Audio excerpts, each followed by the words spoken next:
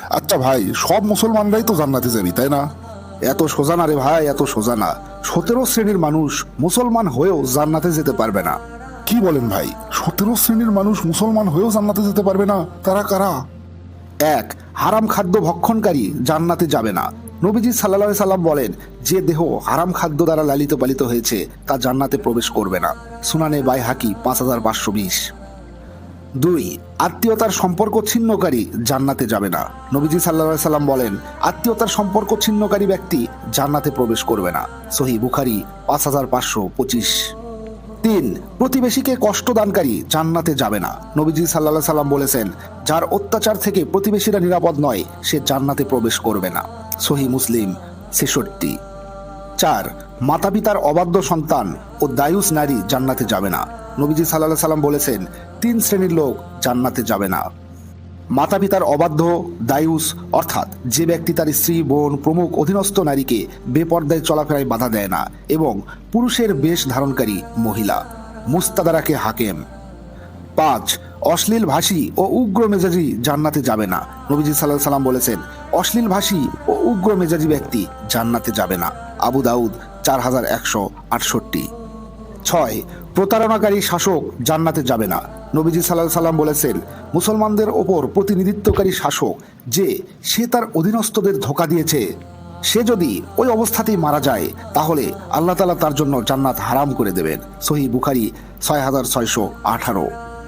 7, অন্যের সম্পদ আত্মসাৎকারী জান্নাতে যাবে না। নবীজি সাল্লাল্লাহু আলাইহি সাল্লাম বলেছেন, যে ব্যক্তি কসম করে কোনো মুসলমানের সম্পদ আত্মসাৎ করে আল্লাহ তাআলা তার জন্য জাহান্নাম ওয়াজিব করে দেন এবং জান্নাত হারাম করে দেন। সহিহ মুসলিম 196। 8, খোটা দানকারী, অবাধ্য সন্তান ও মদ্যপ জান্নাতে যাবে না। নবীজি সাল্লাল্লাহু আলাইহি সাল্লাম বলেছেন, উপকার করে খোটা দানকারী, মাতা পিতার অবাধ্য সন্তান এবং সর্বদা মদ পানকারী, এই 3 শ্রেণীর মানুষ জান্নাতে প্রবেশ করবে না। সুনানে নাসাই 5577। 9, চগলখোর জান্নাতে প্রবেশ করতে পারবে না। নবীজি সাল্লাল্লাহু আলাইহি সাল্লাম বলেন, চগলখোর জান্নাতে প্রবেশ করবে না। সহিহ মুসলিম। 10, অন্য পিতার সঙ্গে সম্বন্ধকারী জান্নাতে যাবে না। নবীজি সাল্লাল্লাহু আলাইহি সাল্লাম বলেন, যে ব্যক্তি জেনে শুনে নিজেকে অন্য পিতার সঙ্গে সম্পর্কিত করে, অর্থাৎ নিজেকে অন্য পিতার সন্তান বলে পরিচয় দেয়, তার জন্য জান্নাত হারাম। সহিহ বুখারী 6269। 11, গর্ব এবং অহংকারকারী জান্নাতে যাবে না। নবীজি সাল্লাল্লাহু আলাইহি সাল্লাম বলেন, যার অন্তরে অনুপরিমাণ অহংকার রয়েছে সে জান্নাতে প্রবেশ করবে না। সহিহ মুসলিম 131। 12, রাসূলুল্লাহ সাল্লাল্লাহু আলাইহি সাল্লামের নাফরমান জান্নাতে যাবে না।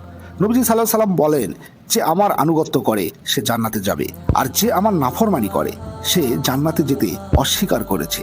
সহিহ বুখারী 6737। 13, দুনিয়াবি উদ্দেশ্যে ইলম অর্জনকারী জান্নাতে যাবে না। নবীজি সাল্লাল্লাহু আলাইহি সাল্লাম বলেন, যে ইলম দ্বারা আল্লাহর সন্তুষ্টি অন্বেষণ করা হয়, সেই ইলম যে ব্যক্তি দুনিয়াবি কোনো স্বার্থ সম্পদ হাসিলের উদ্দেশ্যে শিক্ষা করে সে জান্নাতের ঘ্রাণও পাবে না। আবু দাউদ 3179। 14, অকারণে তালাক কামনাকারী নারী জান্নাতে যাবে না। নবীজি সাল্লাল্লাহু আলাইহি সাল্লাম বলেন, যে নারী তার স্বামীর কাছে অকারণে তালাক কামনা করে সে জান্নাতের সুঘ্রাণও পাবে না। তিরমিজি 1108। 15, কালো কলব ব্যবহারকারী জান্নাতে যাবে না। নবীজি সাল্লাল্লাহু আলাইহি সাল্লাম বলেন, শেষ যুগে কিছু লোক কবুতরের শিনার ন্যায় কালো কলব ব্যবহার করবে, তারা জান্নাতের ঘ্রাণও পাবে না। সুনানে নাসাই 4988। 16, লৌকিকতা প্রদর্শনকারী জান্নাতে যাবে না। সহিহ মুসলিম 3527। 17, ওয়ারিশকে বঞ্চিতকারী জান্নাতে যাবে না। নবীজি সাল্লাল্লাহু আলাইহি সাল্লাম বলেন, যে ব্যক্তি কোনো ওয়ারিশকে তার অংশ থেকে বঞ্চিত করলো আল্লাহ তাআলা তাকে জান্নাতের অংশ থেকে বঞ্চিত করবেন। সুনানে ইবনে মাজাহ 2694। বলেন কি ভাই, এই 17 শ্রেণীর মুসলমান জান্নাতে যেতে পারবে না? তাহলে জান্নাতে যাবে কি? আমি তো দেখতেছি অনেক হুজুরও তাহলে জান্নাতে যেতে পারবে না। ভাই রে ভাই, জান্নাত হচ্ছে আল্লাহর পক্ষ থেকে তার বান্দাদের জন্য সর্বোচ্চ পুরস্কার। একটা স্কুলের কোন ছাত্ররা পুরস্কার পায়? যে ছাত্ররা সবচেয়ে ভালো, সবচেয়ে অবিডেন্ট, পড়াশোনা ভালো করে, নিয়ম কানুন ভালো মেনে চলে, শিক্ষককে সম্মান করে, তারাই কিন্তু পুরস্কার পায়। ঠিক একই রকম যে মুসলমানরা আচার আচরণে, কথাবার্তায়, সব কিছুতে, জীবন ধারণে আল্লাহর সন্তুষ্টি অর্জন করতে পারবে তারাই জান্নাতে যাবে। জান্নাত মামুর বাড়ি না, এত সহজ না। আসসালামু আলাইকুম ওয়া রাহমাতুল্লাহ। প্রিয় দর্শক মণ্ডলী, আশা করছি আল্লাহর রহমতে অনেক ভালো আছেন। আপনাদের জন্য একটা কুইজ রয়েছে। বলুন তো, কোন সাহাবী কোরআন তিলাওয়াত করার সময় হৃদয় বিদারক ভাবে মারা যান? আমি আবারও বলছি, বলুন তো কোন সাহাবী কোরআন তিলাওয়াত করার সময় হৃদয় বিদারক হয়ে মারা যান? এক, হজরত উসমান রাদিউল্লাহু তাআলা আনহু। দুই, হজরত উমর রাদিউল্লাহু তাআলা আনহু। তিন, হজরত আবু বক্কর রাদিউল্লাহু তাআলা আনহু।